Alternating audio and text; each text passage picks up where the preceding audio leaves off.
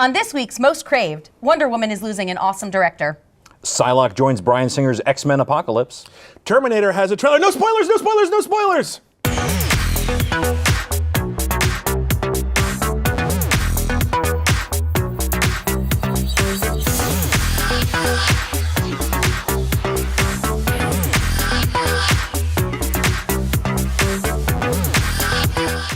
Hey guys, welcome to Most Craved. I'm Jenna Busch with Legion of Leia. I'm Silas Lesnick with ComingSoon.net. And I'm William Bibbiani with CraveOnline. Hey, we've got Jason Dohring! You know it, girl. Oh my. I'm saying that to her. Oh, Sorry, thank you. Oh, do you want me to call you girl? Oh, Would yeah, that a little help? higher, a little higher. Yeah, there we go. Oh.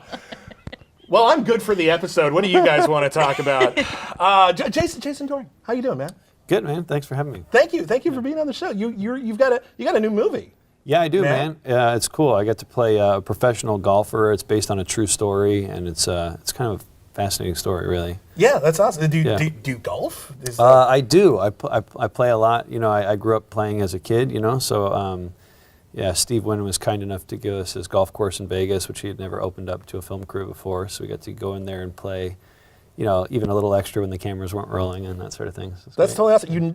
I'm trying to remember, did you ever get to golf on Veronica Mars? Is that like one of the skills you put on your resume? Gosh, Man, I can golf. I want to say there was a little. We got to go to the shooting range. I remember that. That was cool. I don't know if we ever did golf. That would have been a great episode. Yeah. I was talk to him for the next movie. Yeah. Maybe Moonlight. I think the vampire show I did. I got to do a little golfing in that. Little nighttime golfing. Business. Yeah, cigar and stuff like that. Yeah. It's totally awesome. Also awesome news stuff. Yes. Oh, that was Yes. a really good segue. I'm really good. I like it. Okay.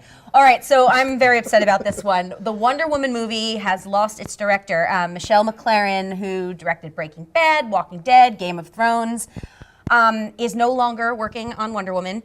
And Creative differences. Yes, the statement was that there were creative differences, and the statement was not from her.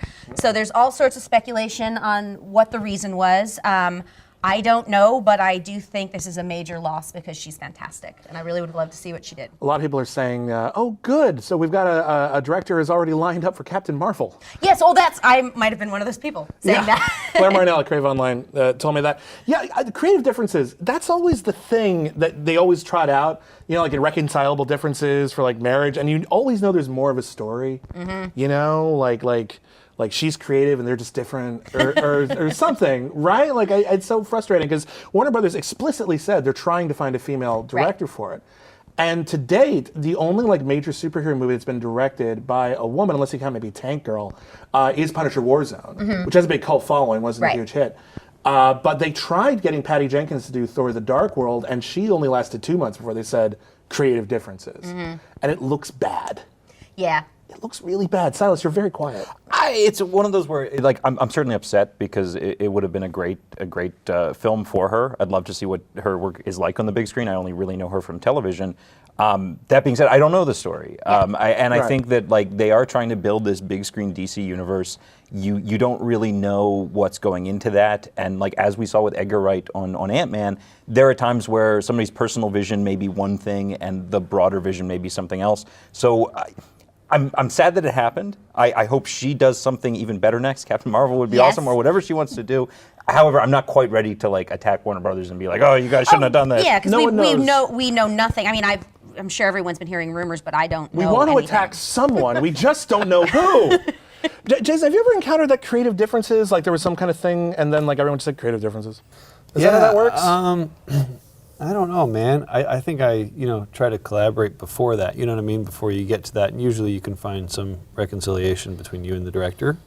You know, I've been fortunate to work on shows where the writing is fantastic, so there's no need to like walk away from anything or whatever. Or if there's like a little thing, I'll just go up and kind of mention it. They'll be like, oh yeah, totally, that'll take that out, like whatever. Yeah. And I'm like, okay, cool, thanks a lot. So you should have directed Wonder Woman, and we would have been fine. And then everything would have worked out. I don't know. You still can. Yeah. Ooh, that's right. Yeah. You should put your hand in that ring, man.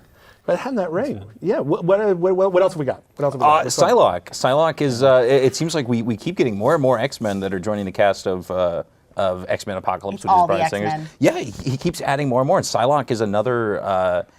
She was originally actually not an X-Men character at all. She was a Captain Britain character. She was his twin sister with psychic powers who later took over the body of a ninja and became the Psylocke we know today. Fun fact, based on a true story. My life. Yeah, exactly. The Jason Dohring story. But actually, you know what? We've had Psylocke in the movies before. She was in X-Men: The Last Stand, and like, frankly, most of the X-Men characters got totally screwed over. They keep announcing, like, they'll have like, oh, Multiple Man's going to be X-Men: The Last Stand. That's awesome. Yeah, we're going to totally waste him, and he's going to be in like one scene. Oh, Juggernaut's going to do it. Yeah, we're going to completely screw him up and have him reference that internet meme. Oh, Emma Frost is going to be in X-Men Origins. Yeah, we're going to forget all about it and say she's 20 years older, and then we're going to kill her off screen. Like, what? I don't know if I should be excited for this or not, because they just have a weird track record. It is sort of a weird thing when you're talking about something like the Avengers or something like X-Men, where you have a lot of characters, and I know that you want to put all of them in because fan service, but there are a lot of characters, so I don't know who's going to get what. But Olivia Munn is playing the role. It's not she's a known actress, so likely we'll see some more from Psylocke than we might expect. And I know there are she gets a lot of backlash in some of the geek community, so it'll be interesting to see what sort of reaction her performance gets. I think she's great. She's great on the Newsroom. She's very charming. I think she's due to break out. I think she's really, really cool. Yeah, have you ever, like, is there like a superhero or like a mutant or any other like comic character that, because that seems like that's all anyone wants to do now. Like, is that ever? Yeah. I don't know. We were just talking about Star Wars sort of before the interview or something like Yeah. that. So yeah, I don't know. Just something with like these supernatural powers where you're able to like, use the Force to fight against each other. I just think that's so cool. It really like gets me excited. You just want to get on set and do? I know, I try, and then people just stare back at me. I'm like, oh. So you want to be in a Star Wars movie? High five. There we go. There we go. Thank you, friend. I will point out about Psylocke, though, is everybody was against Bryan Singer with Quicksilver, and he ended up being the Loved best scene in the Quicksilver. movie That in was Days of Future fantastic. Past. So honestly, whatever Yeah. he wants to do, I'm fine with. Yeah, I was totally that totally changed my mind about Quicksilver. So Well, how do you guys feel about the new Terminator trailer? Have you seen this new Terminator trailer that just came out? I've heard it's very, very good. That's what I've heard. It looks cool, but they just put out a new trailer that reveals the villain of the film, and it seems like it should be a spoiler. yeah, It seems like it's supposed to be like a huge surprise. I don't know if you want to close your ears. Yeah. Okay, because does. But I think it raises an interesting question. If it's in the trailer, how can it be a spoiler? Because obviously the studio doesn't mind if you know. They don't think it's a detriment to watching the film. I don't know if it's necessarily a spoiler. It's just something that I would have liked to be surprised by in the film. Like, I can see putting something like a huge twist in a trailer if you don't think people are going to go see the movie and you want to bring in more people. But people are going to go see Terminator. It's not like that's a movie that you have to worry about whether or not you're going to have an audience. So this huge, crazy thing, like, I would have loved to watch and go, oh, really, dude, cool. But now I know what it is. You know, Terminator actually has a history of this. Remember, Terminator 2 came out.